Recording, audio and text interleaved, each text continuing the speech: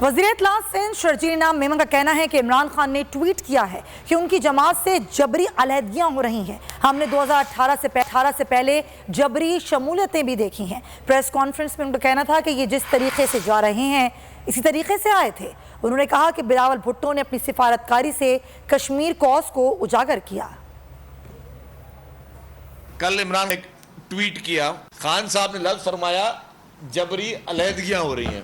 ہم نے پاکستان میں 2018 اور اس سے پہلے جبری شمولیتیں بھی دیکھی ہیں کہ جس طریقے سے آپ کو وزیر اعظم بنانے کے لیے جبری شمولیتیں کروائی گئیں، آپ کو ایک مصنوعی طور پر سیاستدان بنانے کے لیے جو کچھ بھی کیا گیا وہ پاکستان کے عوام نے ابھی بھولی نہیں ہے۔ یہ سارے وہیں سے آئے ہوئے تھے۔ پچھلے ایک سال کے اندر ایز اے فارن منسٹر جتنی بھی پاکستان کو کامیابیاں ملی ہیں سفارتی محاذوں پر، اس کا سارا سہرا فارن منسٹر بلاول بھٹو زرداری صاحب، اس کا کریڈٹ ان کو جاتا ہے کہ جتنا سمارٹلی اچھے طریقے سے اپنے ملک کا کیس جہاں جہاں بھی انہوں نے پیش کیا جس طریقے سے، اور ان کی کاوشوں کی وجہ سے جو اہم ممالک ہیں وہ بھارت کے اس پروگرام میں نہیں گئے۔